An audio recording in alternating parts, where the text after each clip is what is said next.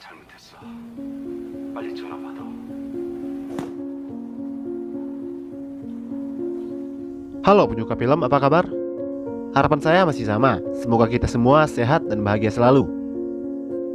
Baiklah, kali ini saya akan merangkum alur cerita film asal Korea Selatan yang berjudul Three Iron, yang rilis pada tahun 2005 yang lalu. Film ini terkenal unik karena minimnya dialog antar kedua tokoh utamanya. Sebelum kita mulai eksekusi, seperti biasa jangan lupa bantu subscribe, like, dan komen. Film dibuka oleh karakter bernama Tae-suk, yang di awal terlihat sedang menempelkan selebaran poster iklan dari pintu rumah ke pintu rumah yang lain.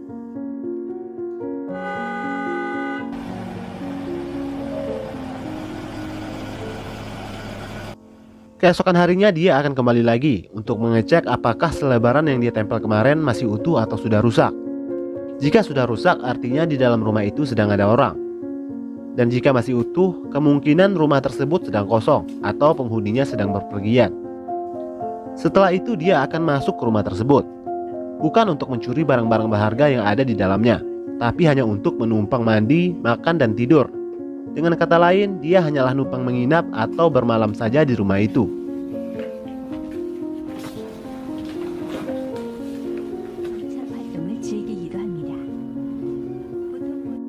Sebagai ucapan terima kasihnya kepada si pemilik, Tae-suk akan membersihkan rumah dan mencuci pakaian kotor, hingga memperbaiki barang-barang rusak yang ada di rumah itu.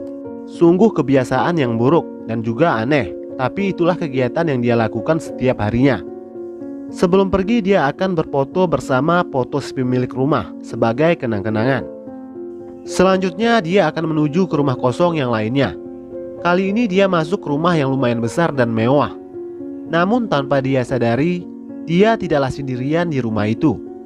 Ada seorang wanita cantik yang tampak murung dengan muka yang terlihat bonyok.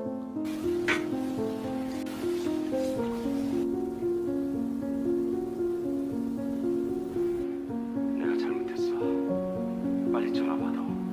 Sedang memperhatikan gerak-geriknya di rumah tersebut. Wanita itu bernama Sun Hwa, yang merupakan mantan seorang model, yang menikah dengan seorang pria kaya bernama Min Kyu. Pernikahan Sun Hwa tidaklah harmonis, karena suaminya itu adalah seorang yang ringan tangan. Tae-suk yang masih tak sadar sedang diperhatikan, sibuk dengan kegiatan seperti biasanya, yaitu mandi, makan, mencuci, dan juga memperbaiki barang-barang rusak.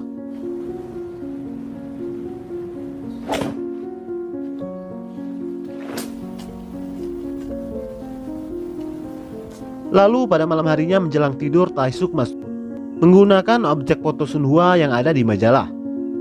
Lalu tiba-tiba Sun Hwa membuka pintu kamar itu. Sontak membuat Tae-suk kaget dan juga malu tentunya. Dia baru sadar ternyata di rumah itu dia tidaklah sendiri. Tak lama berselang, Sun Hwa menjawab telepon dari suaminya yang sedang memarahinya. Sementara itu Tae-suk bergegas memakai bajunya dan menuju keluar untuk meninggalkan rumah itu. Tae-suk sempat mendengar teriakan Sun Hwa. Sekilas dia melihat muka Sun Hwa yang bonyok.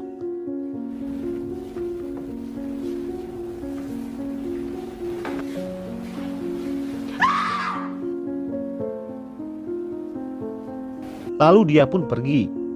Di tengah jalan, Tae-suk memutuskan untuk kembali lagi ke rumah itu, karena kepikiran melihat Sun Hwa yang sepertinya dalam masalah.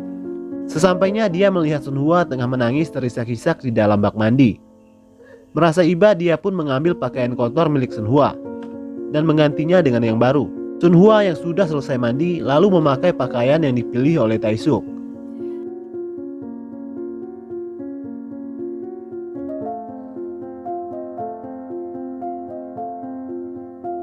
Tak lama kemudian Min Kyu, suaminya, kembali. Melihat ada moge terparkir di depan rumahnya, dia pun marah besar dan menuduh istrinya telah main serong dan membawa masuk pria lain ke rumahnya. Tae-suk yang berada di luar tak dapat menahan emosinya melihat Sun Hwa diperlakukan dengan kasar oleh suaminya.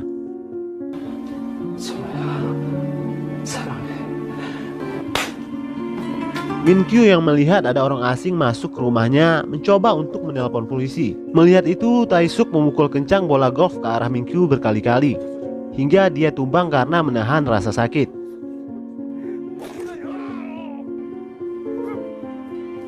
Kemudian Tae-suk menghidupkan motornya. Dia memberi isyarat kepada Sun Hua untuk ikut pergi bersamanya. Tanpa pikir panjang, Sun Hua lalu meninggalkan suaminya yang kasar itu dan pergi bersama Taisuk. Dari sinilah petualangan mereka berdua dimulai. Mereka berdua memasuki rumah kosong ke rumah kosong yang lainnya. Lalu mereka berbagi tugas. Taisuk yang memasak makanan, sementara Sun Hua yang mencuci pakaian. Di sini Taisuk sudah mulai menyukai Sun Hua.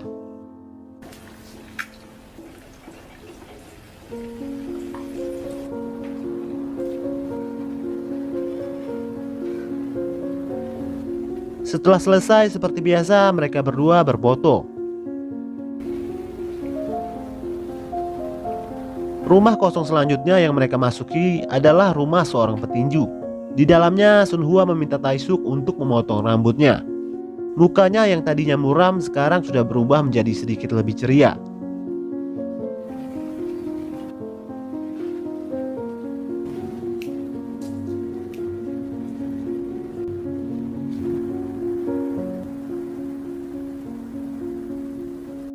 Malam harinya mereka berdua meminum amer milik sang petinju.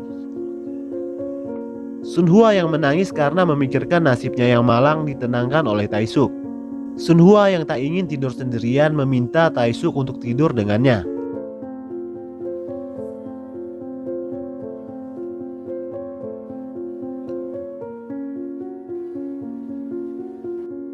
Tepat pada tengah malam hari, sepemilik rumah pun pulang.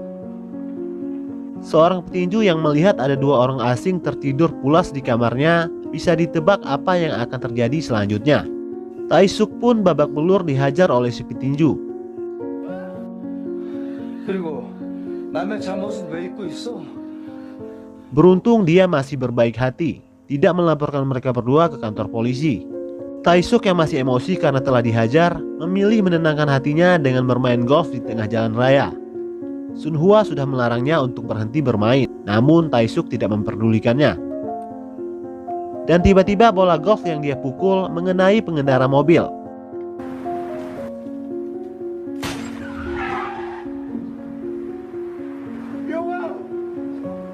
미영아 정신 차려! 미영아! Melihat ada yang terkorban karena ulahnya, Taisuk menangis karena menyesal, lalu ditenangkan oleh Sun Hua.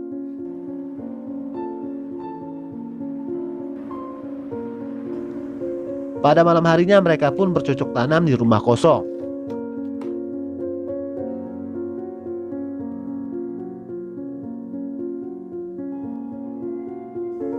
Dan di keesokan harinya, mereka melanjutkan perjalanan mereka lagi menuju ke rumah kosong yang berikutnya.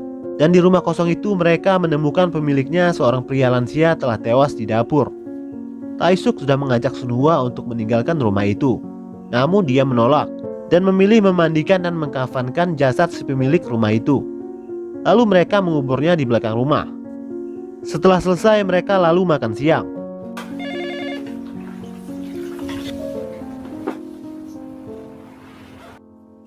Tak lama kemudian tiba-tiba anak dari lansia tersebut pulang. Terkejut melihat orang asing ada di rumah ayahnya, mereka pun melaporkan Taisuk dan Sun Hua ke kantor polisi. Tak lama berselang polisi pun tiba. Lalu mereka berdua dibawa ke kantor polisi dan diinterogasi di ruangan terpisah perihal menghilangnya bapak tua si pemilik rumah itu. Taisuk yang enggan buka mulut membuat polisi menjadi emosi. Taisuk pun dipukul bertubi-tubi. Sun Hua yang tak tega melihat Taisuk dipukul habis-habisan, akhirnya dia memberitahu di mana mereka menguburkan jasad lansia tersebut.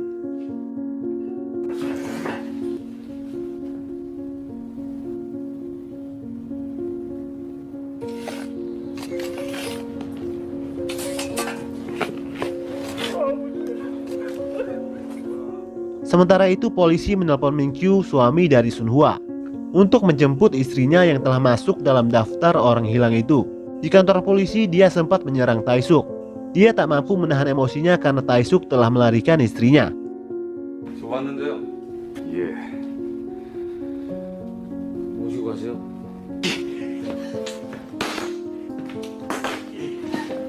Karena tidak terbukti telah menewaskan lansia tersebut, Taisuk hanya ditahan karena telah membobol rumah orang dari bukti-bukti foto yang ada di kameranya. Setelah kembali ke rumah, Min Kyu mencoba untuk merubah sifatnya, berusaha untuk bersikap lebih lembut kepada Sun Hwa. Tapi sudah terlambat karena dia sudah jatuh cinta kepada Tae-suk. 원하지 않으면 안 해도 돼. Min Kyu yang masih dendam dengan Tae-suk mencoba untuk menyogok polisi agar mengizinkannya menghajar Tae-suk dengan bola golf seperti yang Tae-suk lakukan kepadanya waktu itu. Lalu Tae-suk dibawa oleh polisi ke tempat yang sepi. Di sana Min Kyu melampiaskan segala amarahnya dengan memukul kencang bola golf berkali-kali ke arah Tae-suk yang sedang terborgol.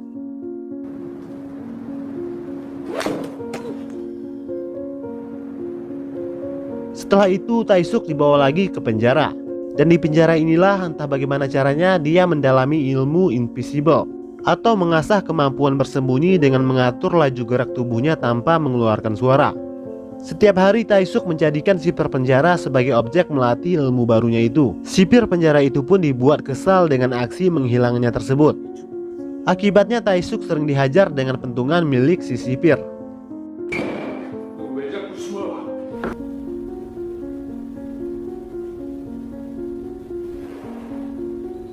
Di tempat lain, diam-diam tanpa sepengetahuan suaminya, setiap hari Sun Hwa pergi ke rumah kosong yang pernah dia kunjungi bersama Tae-suk dulu, hanya untuk sekedar tidur dan mengenang kebersamaan mereka.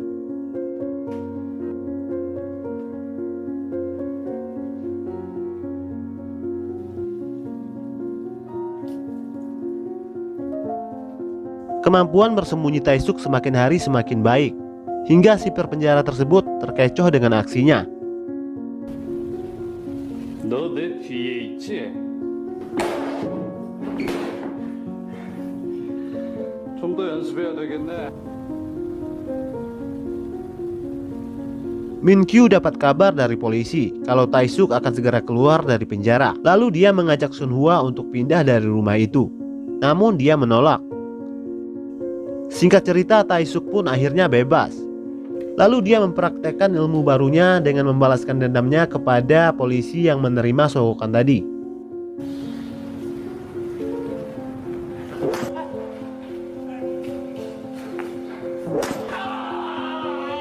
Setelah itu dia juga memberi pelajaran kepada petinju yang menghajarnya waktu itu. 그만하자.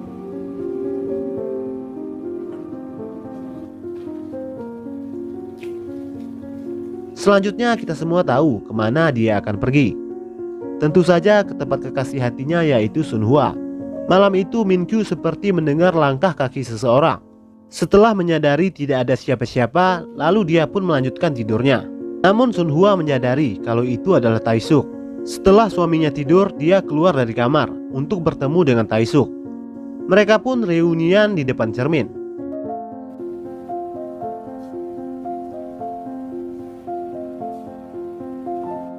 Tiba-tiba Min Kyu terbangun karena menyadari istrinya tidak ada di kamar.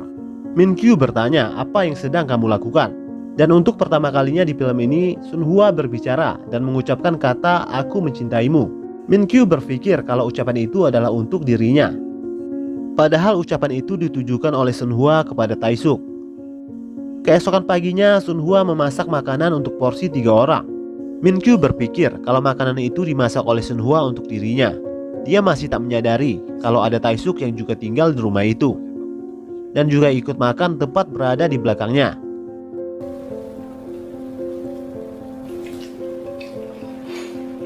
Setelah Min Kyu pergi bekerja, lalu Sun Hwa menyuruh Tae-suk untuk keluar dari persembunyiannya. Lalu mereka berdua pun bermantap-mantap. Dan film pun berakhir.